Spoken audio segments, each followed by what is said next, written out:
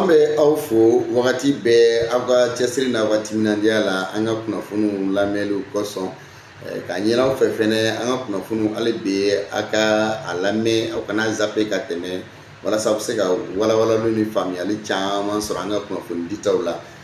An b'a ɲini aw fɛ ni nin y'aw siɲɛ fɔlɔ ye ka bɛn n'an ka kunnafoniw ye a ye partage fanga bonya a kɔnɔna na a k'a lamɛn ka dafa ka j'aime ta kan ka caya ka kɛri caman bila o b'a to an ka video bɛ basigi kosɛbɛ o la hali minnu b'a fɛ ka gɛlɛya don an ka baara la olu bɛ bali o kɛli la. An bɛna kuma CEDEAO ka délégation i k'a dɔn k'a fɔ olu minnu nana Mali jamana kɔnɔ walasa ka kuma ni Mali jamana ɲɛmɔgɔw ye ani AES jamana ɲɛmɔgɔw AES ka bɔli lahalaw la CEDEAO kɔnɔna na. An ka faamuya fɔlɔ k'a fɔ CEDEAO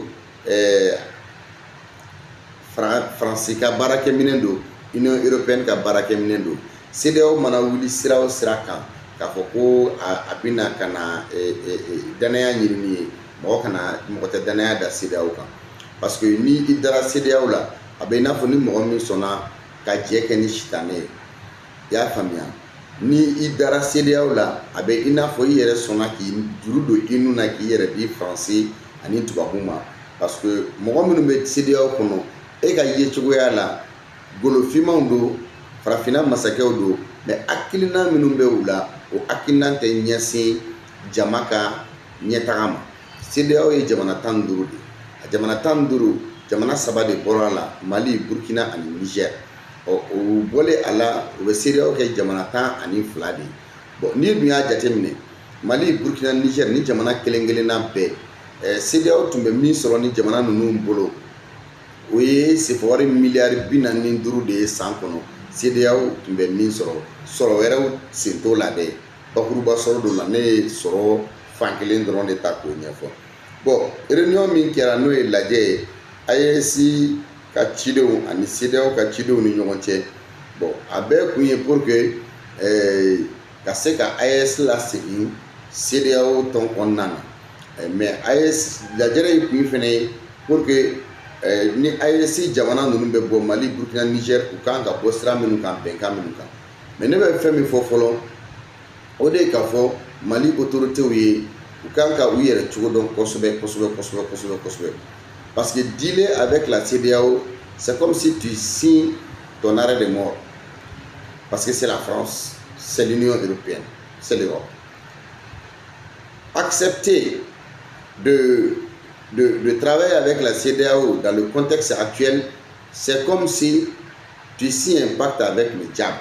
Il faut être un vrai illusionniste pour accepter de continuer à travailler avec cette organisation sous-régionale qui n'est qu'un instrument des occidentaux, des impérialistes, des néocolonialistes. Et cette organisation sous-régionale est animée par des hommes de main de la France et de l'Union européenne. Donc, en tout cas, ne bɛ min fɔ an ka jamana ɲɛmɔgɔw kana sɔn cogo si la k'a fɔ k'u bɛ sɔn ka segin CEDEAO kɔnɔ en tant qu'une organisation sous-régionale. Mais je peux leur proposer ne bɛ se ka laɲini kɛ jamana ɲɛmɔgɔw fɛ jamana 12 min bɛ CEDEAO kɔnɔ coopération bilatérale jamanaw ni ɲɔgɔn cɛ u bɛ se ka taga ni o ye. Donc CEDEAO ko t'o la mais une fois que CEDEAO impliquera la dɔrɔn a bila i kunna k'a fɔ c'est la France qui tire les ficelles de la CEDEAO.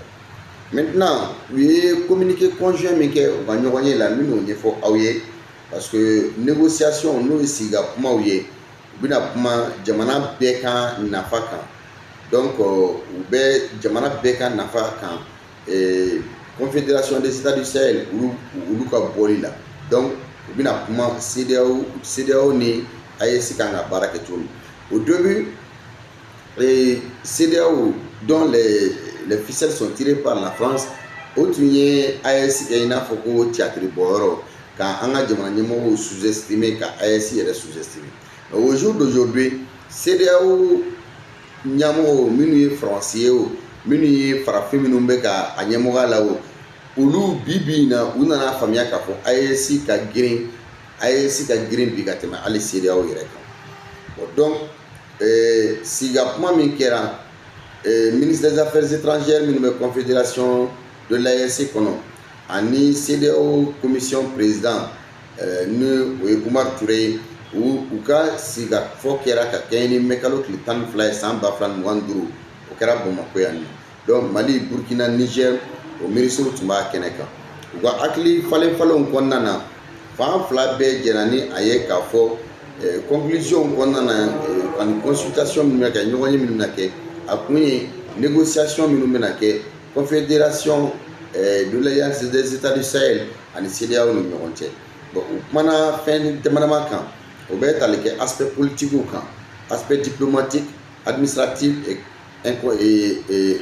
institutionnel juridique sécuritaire et de développement économique et social parce que n'a ma ya k'a bɛ sigi deux organisations a bɛ sigi a bɛ kuma olu de kan ensuite a fan fila bɛɛ ye hakililajiyɛn k'a fɔ min ye CEDEAO jamana ɲɛmɔgɔw ye olu ka laɲini ye k'a fɔ ko ka population ka intérêt supérieur ka o de bila sanfɛ farafinna tilefɛ jamanaw kɔnɔna na k'a ye fɛnɛ k'a fɔ ko CEDEAO ye acquis minnu kɛ donc olu acquis kana bila ji la kɛrɛnkɛrɛnnenya la libre circulation adamadenw ka taa ni ka segin ani n'u bolofɛnw lakanani donc da sera o ma ensuite u kumana fɛn min fɛnɛ kan o ye k'a fɔ kunnasiri ko min bɛ bɛɛ la bi n'o ye lakana nasiraw ye u bɛ se ka jɛ cogo di k'u bolo di ɲɔgɔn ma ka baara kɛ walasa ka se ka terrorisme kɛlɛ cogoya min na min ye CEDEAO ni AES ɲɛmɔgɔw ye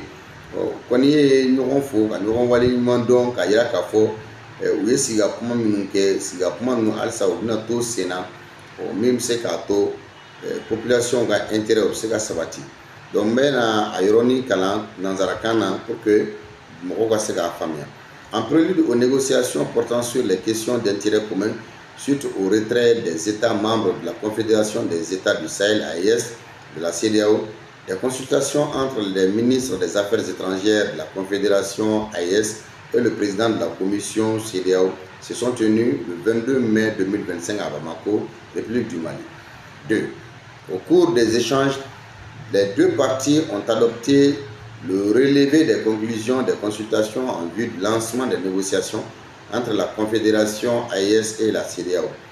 Elles ont abordé les questions importantes relatives aux aspects politiques, diplomatiques, administratifs et institutionnels, juridiques et sécuritaires, et le développement économique et social. Les deux parties ont rappelé la volonté des chefs d'État de la sous-région de privilégier l'intérêt supérieur des populations ouest-africaines en sauvegardant les acquis de l'intégration sous-régionale, notamment la libre circulation des personnes et des biens jusqu'à la conclusion de nouveaux accords.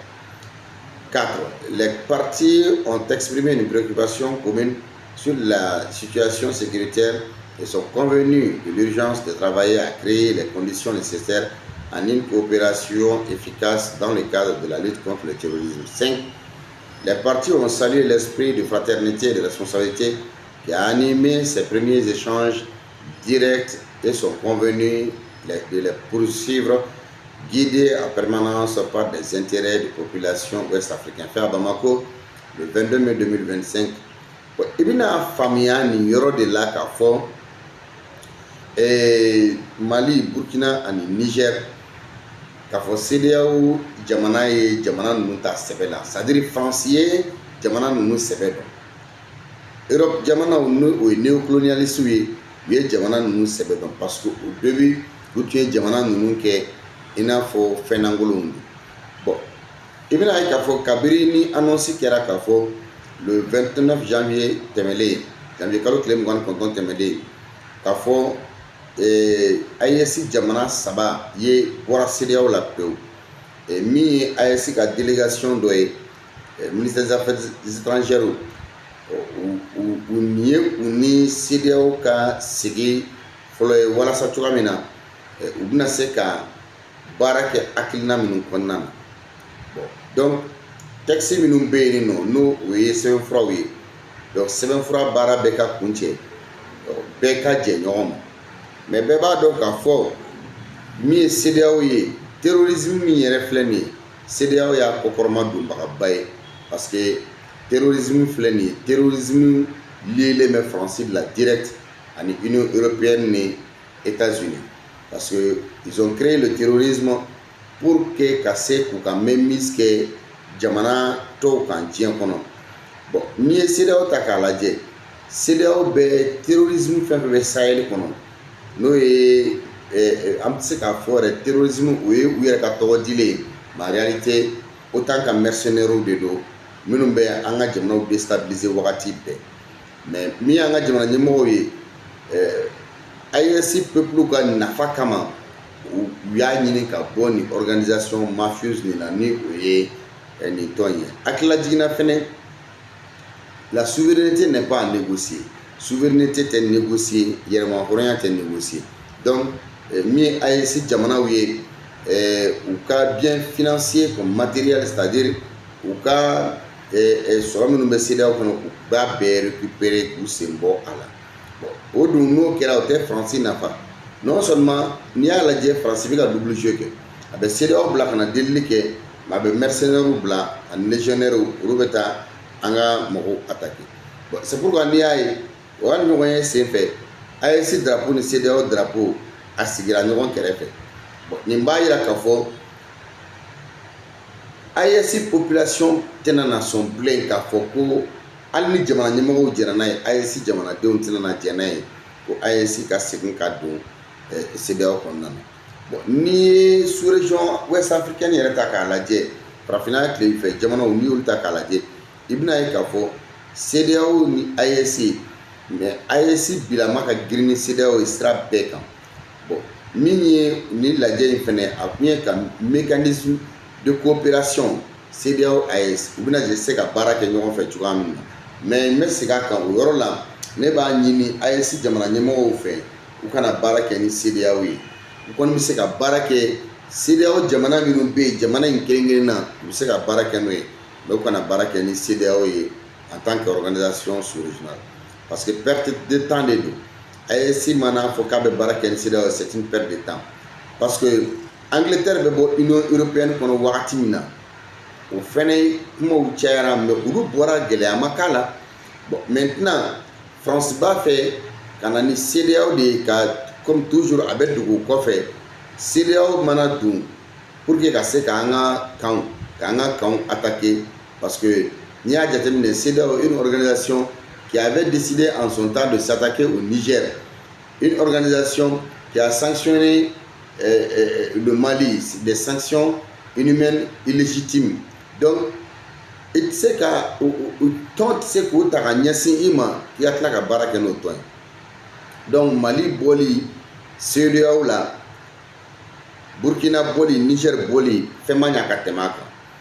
Bon, maintenant u bɛ fɛn min ɲini na o ye ka se ka na ɲini ka sɔri yɔrɔ sɔrɔ AES la pour que ka se ka infiltrer. Donc il faut pas que les autorités de l'AES u k'a fɔ k'u bɛ don nin ko ninnu da fɛ. Bon, maintenant ne ka faamuyali la kumaw ka kɛ sur la modalité de séparation. Voilà, donc u ka fara ka bɔ ɲɔgɔn na mais tout en préservant les intérêts vitaux entre les deux organisations. O fana bɛ se ka kɛ o tɛ problème ye, mais u man ka baara kɛ ni CEDEAO ye en tant qu'une organisation sous-régionale, ka baara kɛ ni jamana minnu bɛ CEDEAO kɔnɔ. Donc o kama i bɛna faamuya k'a fɔ ni lajɛrɛ minnu filɛ nin ye a kun ye bɔli cogoyaw. Mɔgɔ minnu tun bɛ lajɛrɛ in na o ye son excellence Abdoulaye Diop, ministre des Affaires étrangères, de la coopération internationale du Mali, ani le ministre des Affaires étrangères du Burkina Faso, Karamogo Jean-Marie Traoré, du Niger, Bakary Yahou Sangaré. Donc ni cɛ saba olu de ni CEDEAO ka commission ka ciden n'o ye docteur Omar Alieu Touré ye. Donc u n'ale sigira ka kuma. I bɛna faamuya k'a fɔ a sigi kɛcogoya la a ka ɲi, mais a nafa de tɛ AES ye bilen k'a fɔ k'u bɛ segin ka fara CEDEAO kan ka baara kɛ baara min n'a bɛ se ka kɛ AES jamanadenw nafalan ye. Parce que CEDEAO n'a ni AES gɛrɛla ɲɔgɔn na u bɛna fɛɛrɛ bɛɛ kɛ pour que k'a ci sous la conduite de la France et de l'Union européenne. Maintenant AES man k'i concentrer CEDEAO kan parce que CEDEAO, la CEDEAO nous fait la guerre, hein. C'est la France, la CEDEAO c'est la France. Donc elle nous fait la guerre. Donc comment on a tout là, en cas où on a famille qui faut, on a tout, on a position parce que une fois que nous on a dissuadé qu'à boire clina on a tableau quand nous devons nous méfier de cette organisation qui est la CEDEAO. Voilà. Donc fin de Bénino et Mali binkera kan CEDEAO ma se ka Mali dɛmɛ mais CEDEAO tilara ka Mali kɛlɛ de. Union africaine ma Mali dɛmɛ, Union africaine ye Mali kɛlɛ de. Tɔn o tɔn bɛ yen nɔ ko farafinna tɔn don, u ye nin jamana saba bɛɛ kɛlɛ, Mali, Burkina, Niger. Donc i bɛna ye k'a fɔ les groupes rebelles, les groupes armés, les terroristes, les mercenaires, les légionnaires, ninnu bɛɛ baara kɛla Faransi de ye. Wa CEDEAO fana ye Faransi tɛgɛ kɔnɔ fɛn de ye ani Union européenne. Donc CEDEAO ninnu filɛ ani Union européenne Union africaine filɛ tɔnw de don. Tɔn minnu tɛ farafinna ka intérêt défend mais a bɛ Faransi ni Union européenne nanzara jamanaw ka hakɛ de défend, olu ka intérêt de défend. Bon, ils ont des alliés chez nous. Politique mɔgɔw b'o la, diinɛ mɔgɔw b'o la, activistes politiques b'o la, mɔgɔ caman b'o la. Organisation de la société civile b'o la parce que nin bɛɛ de tun bɛ taa sɔrɔ a ko kɔnɔna na. Voilà. Donc mɔgɔw ka o yɔrɔ in faamuya kosɛbɛ.